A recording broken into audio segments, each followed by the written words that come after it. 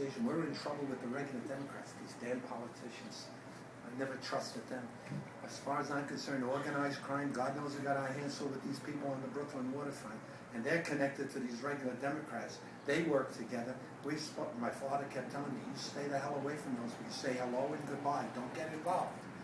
And here I am, this guy is now, oh my God, how am I going to do with this? In any case, the phone rings. And the councilman, the city councilman, the head of the city council, the majority leader of the city council, Tom Cute by name at the time, gets hold of this young priest. Listen, Father, I want you people to know that the regular Democratic organization, we're going to look into this business of a sewer treatment plant. I said, oh, thank God. We're off the hook. I didn't know how far on we were on that hook, but I thought we were off the hook because they finally, somebody along there agreed with us. Good, we're going to get a sewer treatment. Time went on and nothing has happened. Well, it's going to cost $458 million and they didn't have the money. And that was it. I'm beside myself. But we're planting trees and we're getting funding for daycare centers and senior centers. And we're working with the mayor of the city of New York because he's interested in passing out these sweetheart leases, as they refer to them, for daycare centers and senior centers. That was John Lindsay, who happened to have been a liberal Republican, first term in office. So now I'm working with a liberal Republican. The Democrats don't like that either, that I'm doing this. So I'm in more trouble, but I didn't realize I was in so much trouble. I didn't believe that we were important enough to be in trouble, frankly. Or maybe I was in denial, who knows. But in any case, I'm getting into a lot of trouble. The ILA, the Longshoremen's Union down here, that's where Rosanna Scotto's father was the head of the union in those days. And they were both born and raised here in the neighborhood. We all knew each other. And they were pretty important people because there were approximately 17,000 working longshoremen on the Brooklyn waterfront. If Anthony wanted to give you a job, you had a job. And if he didn't want you to have a job, you didn't have a job. And nobody was going to question you. That union was like that with the regular Democratic Party down here. But I don't want to get involved in it with any of these people. And the more I didn't want to get involved, the more involved I was getting. Okay, so now, what happens next? What happens next? Well, I think it's interesting. You want to cut it short. No, it's not about cut it short. I think it's interesting about the unions and just the role that the unions played. Hey, everybody is interested about organized crime and Italian Americans. Sure, yeah, We're in the newspapers already. Again, it certainly is. Okay, so the Secretary Treasurer of the ILA calls my father on the phone. She's Patsy. The fish stinks from the head. She's an old Italian expression. It's a Greek one too. You know Yeah. He said, you tell that so-and-so, they didn't use the word so-and-so, you tell that so-and-so son of yours to get off the backs of the regular Democrats. I didn't know I was on their backs.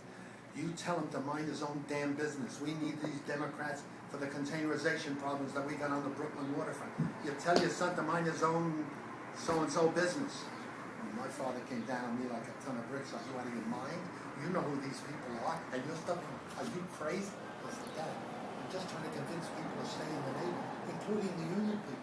They ought to be on my side. Well, I'm so damn naive. Okay, pretty soon I'm a one-man Carroll Gardens Association. Nobody was allowed to come to a meeting at the Carroll Gardens. I mean, like that. 45, 50 people I would have at a meeting every month. All of a sudden, nobody. Wow. What's going on?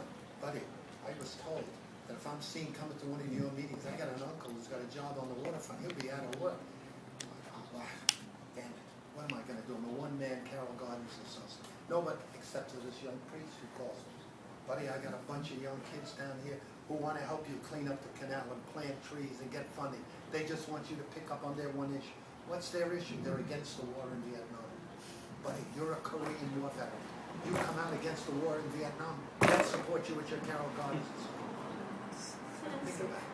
Who the hell cares whether I'm for or against this war a million miles away?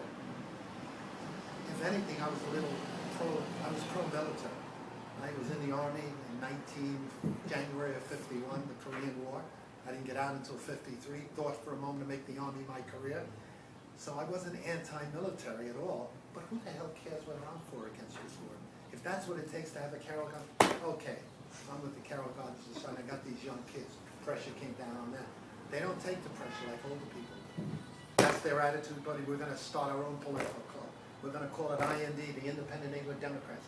And you're running for Congress against the war in Vietnam. You're a Korean War veteran. You can do this. You guys are crazy. You're out of your minds. I've been swearing up and down I'm non-political.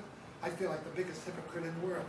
Buddy, you got a moral obligation. You're the only one that can do this. If not, we all may as well quit. Oh my God, again we're going to quit. Well, wait a minute. Who the hell cares what we're on for against this war? Who the hell am I? I'm an ethnic from downtown Brooklyn. Okay, I'll be against the war in Vietnam. And I'll even run for Congress because nobody's going to pay any attention to us. This juggernaut of a political organization that hasn't lost an election in 50 years. We're a bunch of kids without any money going against John Rooney, one of the 10 most powerful men in the country. Ha! They won't even know we're alive. I better tell my father this stuff. You're going to hear rumors of me running for that. They'll never get it. Oh my God. Okay, I'm running for Congress. All of a sudden I'm on the front page of the Village Voice. Oh my God. Why don't these people mind their own business? This is getting out of hand. New York Times calls me. They want to come down here and interview me for a story. If I could get them to do one major story about this filthy, disease-ridden Guanas Canal, this is 1970. I said, it's worthwhile. I'll take a chance. Okay, New York Times, come down.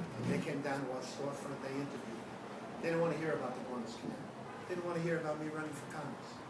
What did they want to hear me about? What do I know about organized crime in Brooklyn waterfront?